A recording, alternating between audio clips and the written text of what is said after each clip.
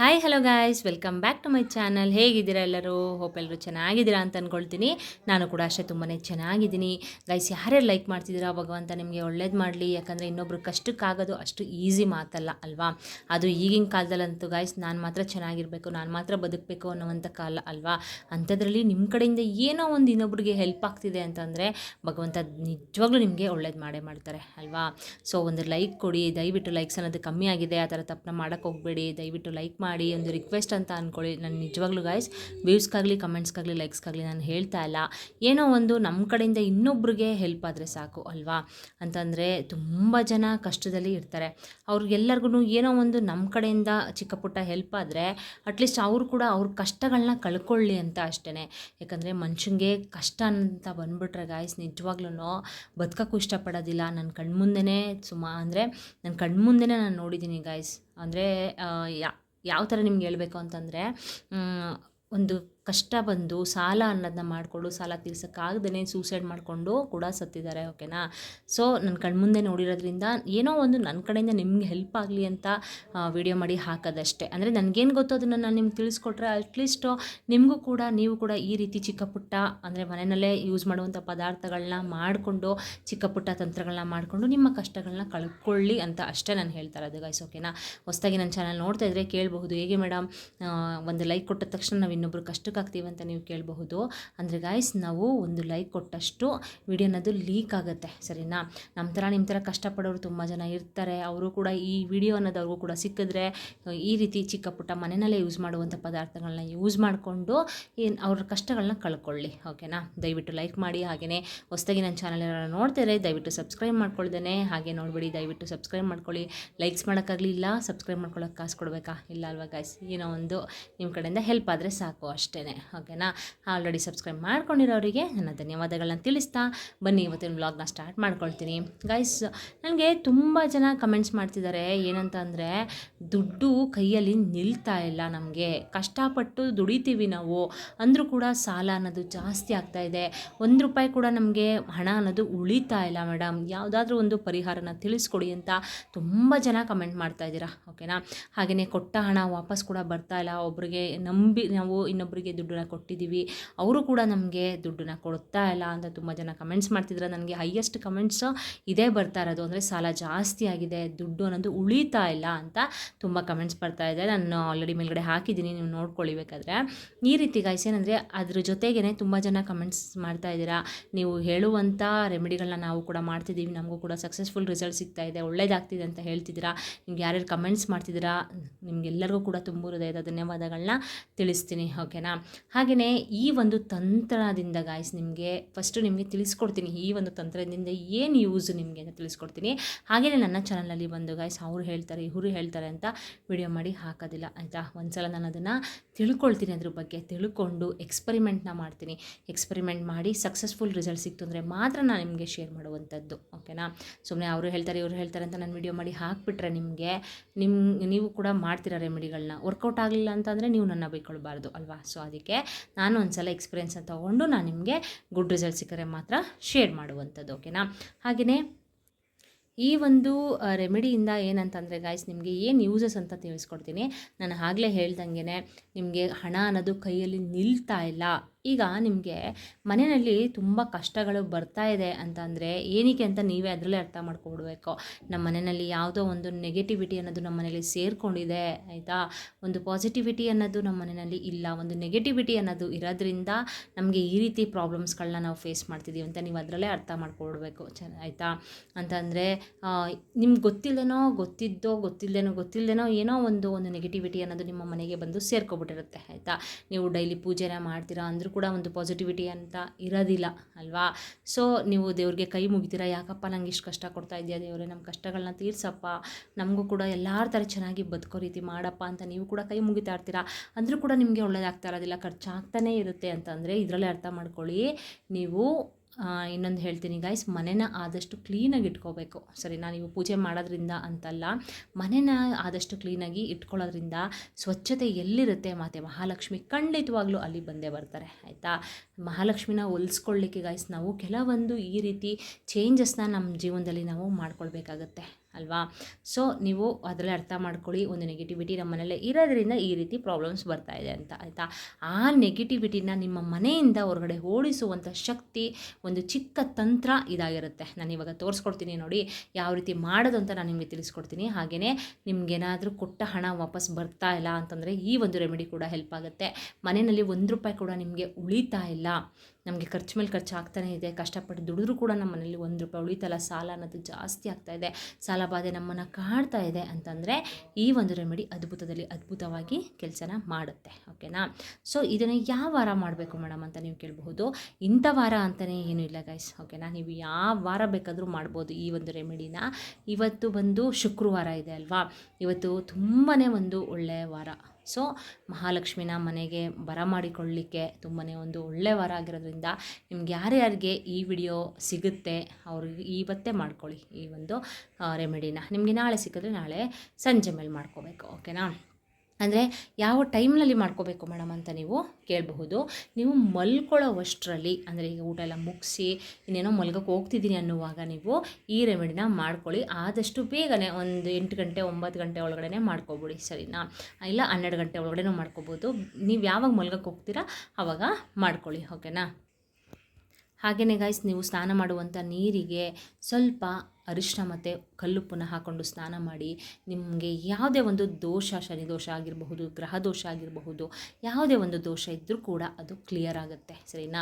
ಆದಷ್ಟು ಹಾಕ್ಕೊಂಡು ಸ್ನಾನ ಮಾಡಿ. ಜೊತೆಗೆ ಮನೆ ಒರೆಸ್ತಿರಲ್ಲ ಆ ನೀರಿಗೂ ಅಷ್ಟೇ ಸ್ವಲ್ಪ ಕಲ್ಲುಪ್ಪು ಹಾಗೆ ಸ್ವಲ್ಪ ಅರಿಶಿನ ಹಾಕ್ಕೊಂಡು ಮನೆನ ಒರೆಸ್ಕೊಳ್ಳೋದ್ರಿಂದ ತುಂಬಾ ಒಳ್ಳೆಯದಾಗತ್ತೆ, ಸರಿನಾ. ನೀವು ಬರೀ ಪೂಜೆ ಮಾಡೋದ್ರಿಂದ ನಿಮಗೆ ಅಂತಂದರೆ ಗಾಯ್ಸ್, ಬರೀ ಕೇವಲ ನಾವು ಪೂಜೆ ಮಾಡಿಕೊಂಡು ಈ ರೀತಿ ನಮ್ಮ ಕಷ್ಟಗಳನ್ನ ಕಳೀತಾಯಿ ಅಂತ ಕೇಳಿಕೊಂಡು ಬರೋದಲ್ಲ, ಆಯಿತಾ. ಅದ್ರ ಜೊತೆಗೆ ಈ ರೀತಿ ಚಿಕ್ಕ ಪುಟ್ಟ ತಂತ್ರಗಳನ್ನ ಮಾಡ್ಕೊಳ್ಬೇಕು ಮನೆಯಲ್ಲಿ. ತುಂಬಾ ದುಡ್ಡು ಖರ್ಚು ಮಾಡುವಂಥದ್ದು ನಾನು ಯಾವುದು ಹೇಳಲ್ಲ ಗಾಯ್ಸ್. ಮನೆಯಲ್ಲೇ ನೀವು ಯೂಸ್ ಮಾಡುವಂಥ ಪದಾರ್ಥಗಳನ್ನ ಯೂಸ್ ಮಾಡಿಕೊಂಡು ಮಾಡುವಂಥ ತಂತ್ರಗಳನ್ನ ನಾನು ಹೇಳ್ಕೊಡೋದು. ಪರಿಹಾರ ಶಾಸ್ತ್ರ ಆಗಿರ್ಬೋದು, ಸಿದ್ಧಿಶಾಸ್ತ್ರ ಆಗಿರಬಹುದು, ಮನುಷ್ಯನ ಏಳಿಗೆಗೆ ಅಂತಲೇ ಕೆಲವೊಂದು ರಹಸ್ಯ ಶಾಸ್ತ್ರಗಳಲ್ಲಾಗಿರಬಹುದು, ಮನುಷ್ಯನ ಏಳಿಗೆಗೆ ಅಂತಲೇ ಈ ರೀತಿ ಕೆಲವೊಂದು ಚಿಕ್ಕ ಪುಟ್ಟ ತಂತ್ರಗಳನ್ನ ತಿಳಿಸ್ಕೊಟ್ಟಿದ್ದಾರೆ, ಆಯಿತಾ. ಅದನ್ನು ನಾವು ಒಂದು ನಂಬಿಕೆ ಇಟ್ಟು ಶ್ರದ್ಧಾ ಭಕ್ತಿಯಿಂದ ನಾವು ಮಾಡ್ಕೊಳ್ಬೇಕು. ನಾನು ಪ್ರತಿ ಸಲ ಹೇಳೋ ಥರನೇ ನೀವು ಎಷ್ಟು ನಂಬ್ತಿರೋ ಅಷ್ಟು ಬೇಗ ನಿಮ್ಮ ಸಮಸ್ಯೆ ಅನ್ನೋದು ಕ್ಲಿಯರ್ ಆಗುತ್ತೆ. ಯಾವುದೇ ಒಂದು ರೆಮಿಡಿನ ಮಾಡಿ ಅದರಲ್ಲಿ ಒಂದು ನಂಬಿಕೆ ಇಟ್ಕೊಂಡು ನೀವು ಮಾಡಬೇಕಾಗತ್ತೆ, ಆಯಿತಾ. ಸುಮ್ಮನೆ ಬೇಕಾಬಿಟ್ಟು ಇವ್ರು ಹೇಳಿದ ತಕ್ಷಣ ಆಗ್ಬಿಡುತ್ತಾ ಈ ರೀತಿ ಒಂದು ಮನೋಸ್ಥಿತಿ ಮನೋಭಾವನೆಯನ್ನು ಇಟ್ಕೊಂಡು ಮಾಡಿದ್ರೆ ಖಂಡಿತವಾಗ್ಲೂ ಅದು ಆಗೋದಿಲ್ಲ ಗಾಯ್ಸ್. ಓಕೆನಾ. ಒಂದು ನಂಬಿಕೆ ಇಟ್ಕೊಂಡು ಮಾಡ್ಕೊಳ್ಳಿ. ಯಾಕಾಗೋದಿಲ್ಲ, ಹಾಗೆ ಆಗುತ್ತೆ. ನಿಮ್ಮ ಕಷ್ಟಗಳನ್ನ ಕಳೀತೀರಾ. ಅಂತಂದರೆ ನಿಮ್ಮ ಸಾಲಗಳೇನಾದರೂ ಇದ್ದರೆ ಅದು ತೀರುತ್ತೆ. ನಿಮ್ಮ ಮನೇಲಿ ಏನೇ ಒಂದು ಕಷ್ಟ ಇದ್ದರೂ ಕೂಡ ಅದು ಕೂಡ ಕ್ಲಿಯರ್ ಖಂಡಿತವಾಗ್ಲೂ ಹಾಗೆ ಆಗುತ್ತೆ. ಓಕೆನಾ. ಸೊ ಸಂಜೆ ಮೇಲೆ ಮಾಡ್ಕೊಳ್ಳಿ. ಬನ್ನಿ ಈಗ ಯಾವ ರೀತಿ ಈ ಒಂದು ರೆಮಿಡಿನ ಮಾಡ್ಕೊಳ್ಳೋದಂತ ತಿಳಿಸ್ಕೊಡ್ತೀನಿ ನೋಡಿ ಗಾಯ್ಸ್. ಈ ರೀತಿ ಒಂದು ಗಾಜಿನ ಗ್ಲಾಸ್ನ ನೀವು ತೊಗೋಬೇಕು, ಸರಿನಾ. ಗಾಜಿನ ಗ್ಲಾಸ್ನ ಯಾವಾಗಲೂ ಯೂಸ್ ಮಾಡ್ತಿರಲ್ಲ ಮೇಡಮ್ ಅಂತ ನೀವು ಕೇಳ್ಬೋದು. ಯಾಕೆ ಅಂದರೆ ಒಂದು ನೆಗೆಟಿವಿಟಿನ ಆವಾಹನೆ ಮಾಡ್ಕೊಳ್ಳೋ ಶಕ್ತಿ ಈ ಒಂದು ಗಾಜಿಗೆ ಇದೆ, ಸರಿನಾ. ಸೊ ಗಾಜಿನಲ್ಲಿ ನಾನು ಒಂದು 3/4 ಭಾಗದಷ್ಟು ನಾನು ನೀರನ್ನ ತೊಗೊಂಡಿದ್ದೀನಿ, ಸರಿನಾ. ನೀರನ್ನ ತೊಗೊಂಡ್ಬಿಟ್ಟು ಈ 3/4 ಭಾಗ ತೊಗೊಳ್ಳಿ, ಫುಲ್ಲು ತೊಗೊಳಕ್ಕೆ ಹೋಗ್ಬೇಡಿ. ಯಾಕಂದರೆ ಈ ರೆಮಿಡಿ ಮಾಡಿದ್ಮೇಲೆ ಈ ನೀರು ಅನ್ನೋದು ಕೆಳಗಡೆ ಚೆಲ್ಲಬಾರ್ದು. ಈ ನೀರೊಳಗಡೆ ನಾವು ಏನು ಹಾಕ್ತೀವಿ ಹಾಗೆಯೇ ಈ ನೀರು ಕೂಡ ಒಂದು ತೊಟ್ಟು ಕೂಡ ಕೆಳಗಡೆ ಚೆಲ್ಲಬಾರ್ದು. ಅದಕ್ಕೆ ಹೇಳ್ತಾ ಇರೋದು ಒಂದು 3/4 ಭಾಗದಷ್ಟು ನೀವು ತೊಗೊಂಡು ನಾನು ಹೇಳುವಂಥ ಈ ಒಂದು ಚಮತ್ಕಾರಿ ವಸ್ತುನ ನೀವು ಇದರೊಳಗಡೆ ಹಾಕಬೇಕು, ಸರಿನಾ. ನೋಡಿ ನಾನಿಲ್ಲಿ ತೋರಿಸ್ತಾ ಇದ್ದೀನಿ ಸುಣ್ಣ, ಆಯಿತಾ. ಸುಣ್ಣ ಅನ್ನೋದು ಕೂಡ ಅಷ್ಟೇ ನಮ್ಮ ಮನೆಯಲ್ಲಿ ಯಾವುದೇ ಒಂದು ನಮಗೆ ಯಾವುದಾದ್ರೂ ನರದೃಷ್ಟಿ ಆಗಿರಬಹುದು, ಕೆಟ್ಟ ಕಣ್ಣಿನ ದೃಷ್ಟಿ ಆಗಿರಬಹುದು, ಈ ಜನಗಳ ದೃಷ್ಟಿ ಆಗಿರಬಹುದು, ಯಾವುದೇ ಒಂದು ದೃಷ್ಟಿ ಆಗಿದ್ರೂ ಕೂಡ ಈ ಸುಣ್ಣ ಅನ್ನೋದು ನಮಗೆ ಆ ದೃಷ್ಟಿನ ತೆಗಿಯೋದಕ್ಕೆ ತುಂಬಾ ಹೆಲ್ಪ್ ಮಾಡುತ್ತೆ, ಸರಿನಾ. ನೋಡಿ ನಾನಿಲ್ಲಿ ಸುಣ್ಣನ ತೊಗೊಂಡು ಇದ್ರೊಳಗಡೆಗೆ ನಾನು ಹಾಕ್ಕೊಳ್ತಾ ಇದ್ದೀನಿ. ನೋಡಿ ಈ ರೀತಿ ಹಾಕ್ಕೊಳ್ಬೇಕು. ಹಾಕ್ಬಿಟ್ಟು ಗಾಯ್ಸ್ ನೀವು ಸ್ವಲ್ಪ ಹೊತ್ತು ಇದನ್ನು ಈ ರೀತಿ ಅದು ಕರಗಬೇಕು ಸುಣ್ಣ. ನೋಡಿ ಇಲ್ಲಿ ಆಟೋಮೆಟಿಕ್ ಕರಗೋಗುತ್ತೆ. ಈ ರೀತಿ ನೀವು ಒಂದು ರೌಂಡ್ ಈ ರೀತಿ ಒಂದು ಸ್ಪೂನಲ್ಲಿ ನೀವು ತಿರುಗಿಸ್ಬೇಕು, ಅದು ಕರಗುತ್ತೆ, ಓಕೆನಾ. ನೋಡಿ ಇದಾದಮೇಲೆ ಏನು ಮಾಡಬೇಕು ಅಂತಂದರೆ ಗಾಯ್ಸ್, ನೋಡಿ ಈ ಕಪ್ಪು ಸಾಸಿವೆ ಅನ್ನೋದು ಅದಕ್ಕಿಂತ ಮುಂಚೆ ನೀರನ್ನ ತೊಗೊಂಡಿದ್ದೀನಿ. ನೀರು ಅಷ್ಟೇ ಅಲ್ವಾ, ನಮಗೆ ಇರೋದ್ರಿಂದನೇ ಅಲ್ವಾ. ಪಂಚಭೂತಗಳು ನಮಗಿಲ್ಲ ಅಂತಂದರೆ ನಾವು ಬದುಕ್ತೀವ, ಇಲ್ಲ ಅಲ್ವಾ. ಸೊ ಹಾಗೆಯೇ ಈ ನೀರನ್ನು ಅಷ್ಟೇ ಒಂದು ನೆಗೆಟಿವಿಟಿನ ಎಳ್ಕೊಳ್ಳೋ ಶಕ್ತಿ ಈ ನೀರಿಗೆ ಇದೆ, ಜಲ, ಓಕೆನಾ. ಸೊ ಅದಕ್ಕೆ ನಾನಿಲ್ಲಿ ನೀರನ್ನ ತೊಗೊಂಡಿದ್ದೀನಿ. ಜೊತೆಗೆ ಕಪ್ಪು ಸಾಸಿವೆನ ನಾನಿಲ್ಲಿ ತೊಗೊಂಡಿದ್ದೀನಿ. ಸರಿ ನೋಡಿ, ಕಪ್ಪು ಸಾಸಿವೆನೂ ಅಷ್ಟೇ ತುಂಬಾ ಒಂದು ನೆಗೆಟಿವಿಟಿನ ಆವಾಹನೆ ಮಾಡ್ಕೊಳ್ಳೋದು. ಅಂದರೆ ನಿಮ್ಮ ಮನೆಯಲ್ಲಿ ಯಾವುದೇ ಒಂದು ನೆಗೆಟಿವಿಟಿ ಇದ್ದರೂ ಕೂಡ ಅದನ್ನು ಓಡಿಸುವಷ್ಟು ಶಕ್ತಿ ಈ ಕಪ್ಪು ಸಾಸಿವೆಗೆ ಇದೆ, ಓಕೆನಾ. ಕೇವಲ ಇದು ಅಡುಗೆಗೆ ನಾವು ಕೂಡ ಯೂಸ್ ಮಾಡೋದಲ್ಲದೆ ನಾವು ನರದೃಷ್ಟಿಯಾಗಿರಬಹುದು, ದೃಷ್ಟಿ ದೋಷಗಳನ್ನ ಕಳೀಲಿಕ್ಕೆ, ಈಗ ಚಿಕ್ಕ ಮಕ್ಳಿಗೂ ಅಷ್ಟೇ ನೀವು ನೋಡಿದ್ದೀರಾ, ಚಿಕ್ಕ ಮಕ್ಳಿಗೆಲ್ಲ ಉಪ್ಪು ಮತ್ತು ಸಾಸಿವೆ ಒಣಮೆಣ್ಸಿನ್ಕಾಯಿ ಎಲ್ಲ ಇಟ್ಕೊಂಡು ದೃಷ್ಟಿನ ತೆಗಿತಾರೆ ಅಲ್ವಾ. ಸೊ ಈ ದೃಷ್ಟಿ ಚಿಕ್ಕ ಮಕ್ಳಿಗೆ ಅಂತೆಲ್ಲ ದೊಡ್ಡವ್ರಿಗೂ ಕೂಡ ತೆಗಿತಾರೆ. ಆದರೆ ಆ ರೀತಿ ಗೈಸ್ ಒಂದು ನೆಗೆಟಿವಿಟಿನ ಅಂದರೆ ಒಂದು ದೃಷ್ಟಿನ ತೆಗಿಲಿಕ್ಕೂ ಕೂಡ ಈ ಕಪ್ಪು ಸಾಸಿವೆ ಅನ್ನೋದು ತುಂಬಾ ಅದ್ಭುತವಾಗಿ ಕೆಲಸನ ಮಾಡುತ್ತೆ. ನೋಡಿ, ಈ ರೀತಿ ಒಂದು ಸ್ಪೂನಷ್ಟು ಕಪ್ಪು ಸಾಸಿವೆನ ನಾನು ತೊಗೊಳ್ತಾ ಇದ್ದೀನಿ. ನೋಡಿ, ಒಂದು ಸ್ಪೂನಷ್ಟು ತೊಗೊಂಡು ನೀವು ಇದ್ರ ನೀರೊಳಗಡೆ ಹಾಕಬೇಕಾಗತ್ತೆ. ಹಾಕೋಕ್ಕಿಂತ ಮುಂಚೆ ಗೈಸ್ ನೀವೇನು ಮಾಡಬೇಕು ಅಂತಂದರೆ ದೇವಿಗೆ ಅಂದರೆ ಮಾತೆ ಮಹಾಲಕ್ಷ್ಮಿಗೆ ಒಂದು ಸಂಕಲ್ಪನ ಮಾಡ್ಕೋಬೇಕು. ತಾಯಿ, ನಮ್ಮ ಮನೆಯಲ್ಲಿ ನನಗೆ ಈ ರೀತಿ ಕಷ್ಟ ಆಗ್ತಾಯಿದೆ, ಅಂದರೆ ತುಂಬಾ ಕಷ್ಟಪಟ್ಟು ನಾನು ಬೆಳಗ್ಗೆಯಿಂದ ಸಂಜೆವರೆಗೂ ದುಡಿತೀನಿ, ಅಂದರೂ ಕೂಡ ನನಗೆ ₹1 ಮನೆಯಲ್ಲಿ ನಿಲ್ತಾ ಇಲ್ಲ, ನನಗೆ ನನ್ನ ಕಷ್ಟಗಳನ್ನ ಕ್ಲಿಯರ್ ಮಾಡು ತಾಯಿ ಅಂತ ನೀವು ಕೇಳ್ಕೊಳ್ಬೇಕು ದೇವಿನ, ಸರಿನಾ. ನಂಬಿಕೆ ಇಟ್ಕೊಂಡು ಕೇಳ್ಕೊಬೇಕು, ಸರಿನಾ. ಅದಾದಮೇಲಿಂದ ನಿಮ್ಗೆ ಏನೇ ಒಂದು ಕಷ್ಟ ಇರಲಿ, ಸರಿನಾ. ವ್ಯಾಪಾರದಲ್ಲಿ ಏನಾದರೂ ನಿಮಗೆ ಬಿಸ್ನೆಸ್ ಆಗ್ತಾ ಅಲ್ವಾ, ನೀವು ಅಂಗಡಿಗಳಲ್ಲೂ ಕೂಡ ಇದನ್ನು ಶಾಪಲ್ಲೂ ಕೂಡ ನೀವು ಮಾಡ್ಕೊಳ್ಬಹುದು, ಸರಿನಾ. ರಾತ್ರಿ ಅಂದರೆ ಇದನ್ನು ಬರಬೇಕಾದ್ರೆ ಅಂಗಡಿ ಕ್ಲೋಸ್ ಮಾಡ್ತೀರಲ್ಲ, ಕ್ಲೋಸ್ ಮಾಡ್ಬೇಕಾದ್ರೆ ಈ ಒಂದು ರೆಮಿಡಿನ ಮಾಡಿಬಿಟ್ಟು ನೀವು ಇಟ್ಬಿಟ್ಟು ಬನ್ನಿ, ಆಯಿತಾ. ಆಮೇಲೆ ಏನು ಮಾಡಬೇಕು ಅಂತ ಹೇಳ್ತೀನಿ ನಿಮಗೆ. ಈ ರೀತಿ ನಿಮ್ಮ ಕಷ್ಟಗಳು ಏನಿದೆ, ಸಾಲ ಕೊಟ್ಟ ಹಣ ವಾಪಸ್ ಬರ್ತಾ ಇಲ್ಲ ತಾಯಿ, ನನಗೆ ಆ ಕೊಟ್ಟ ಹಣ ವಾಪಸ್ ಬರೋ ಥರ ಮಾಡಿಕೊಡು ತಾಯಿ, ಒಂದು ನೆಗೆಟಿವಿಟಿನ ನಮ್ಮ ಮನೆಯಿಂದ ಹೊರಗಡೆ ಓಡಿಸು ತಾಯಿ ಅಂತೆಲ್ಲ ನೀವು ನಿಮ್ಮ ಕಷ್ಟ ಏನಿದೆ, ಆರೋಗ್ಯದ ಸಮಸ್ಯೆ ಇದೆ, ಏನಿದೆ ಗೈಸ್ ನಿಮ್ಮ ಕಷ್ಟ, ಅದನ್ನು ಕೇಳ್ಕೊಳ್ಳಿ ದೇವಿ ಹತ್ರ, ಸರಿನಾ. ಮತ್ತು ಮಹಾಲಕ್ಷ್ಮಿಯಿಂದ ನಂಬಿಕೆಯಿಂದ ಕೇಳಿಕೊಂಡು ನೀವು ಈ ಕಪ್ಪು ಸಾಸಿವೆನ ನೀರೊಳಗಡೆ ಈ ರೀತಿ ಹಾಕಬೇಕಾಗತ್ತೆ, ಓಕೆನಾ. ನೋಡಿ, ಈ ರೀತಿ ಹಾಕೋಬೇಕು. ನೋಡಿ ಗೈಸ್, ಹಾಕಾಯ್ತಲ್ವಾ. ಈಗ ಮತ್ತೆ ನೀವು ಈ ಗ್ಲಾಸದ್ದು ಬಾಯಿ ಇದೆಯಲ್ಲ, ಇದನ್ನು ನೀವು ಈ ರೀತಿ ಮುಚ್ಕೊಳ್ಬೇಕು. ಮುಚ್ಚಿಬಿಟ್ಟು ಮತ್ತೆ ನೀವು ಸಂಕಲ್ಪನ ಮಾಡ್ಕೋಬೇಕು. ತಾಯಿ, ನಾನು ಈ ಒಂದು ರೆಮಿಡಿನ, ನನ್ನ ಕಷ್ಟಗಳನ್ನ ಕಳೀಲಿಕ್ಕೆ ನಾನು ಈ ಒಂದು ತಂತ್ರನ ಮಾಡ್ತಾಯಿದ್ದೀನಿ, ನನ್ನ ಹಣಕಾಸಿನ ಸಮಸ್ಯೆಯನ್ನು ದೂರ ಮಾಡು ತಾಯಿ ಅಂತ ಕೇಳ್ಕೊಳ್ಳಿ. ಹಾಗೆಯೇ ಆರೋಗ್ಯದ ಸಮಸ್ಯೆ ಇದ್ದರೆ ದೂರ ಮಾಡು ಅಂತ ಕೇಳ್ಕೊಳ್ಳಿ. ವ್ಯಾಪಾರದ ಸ್ಥಳದಲ್ಲಿ ನನಗೆ ಬಿಸ್ನೆಸ್ ಲಾಸ್ ಆಗ್ತಿದೆ, ಅಕ್ಕಪಕ್ಕವ್ರದ್ದು ಕಣ್ಣು ಜಾಸ್ತಿ ದೃಷ್ಟಿ ಇದೆ, ಅದೆಲ್ಲ ಕ್ಲಿಯರ್ ಆಗಬೇಕು, ನನಗೆ ವ್ಯಾಪಾರದಲ್ಲಿ ಬಿಸ್ನೆಸ್ ಆಗಬೇಕು ತಾಯಿ ಅಂತ ನೀವು ಕೇಳ್ಕೊಳ್ಳಿ. ನಿಮ್ಮ ಕಷ್ಟ ಏನಿದೆ ಅದನ್ನು ನೀವು ಕೇಳಿಕೊಂಡು ಈ ಒಂದು ತಂತ್ರನ ನಾನು ಇದಕ್ಕೋಸ್ಕರನೇ ಮಾಡ್ತಿದ್ದೀನಿ ಅಂತ ಸಂಕಲ್ಪನ ಮಾಡಿಕೊಂಡು ಗೈಸ್ ನೀವು ಇದನ್ನು ಯಾವುದಾದ್ರೂ ಒಂದು ಮೂಲೆಯಲ್ಲಿ ಇಟ್ಬಿಡಿ. ನೈಟ್ ಫುಲ್ಲು ನೀವು ಆ ಮೂಲೆಯಲ್ಲೇ ಇಡಬೇಕು.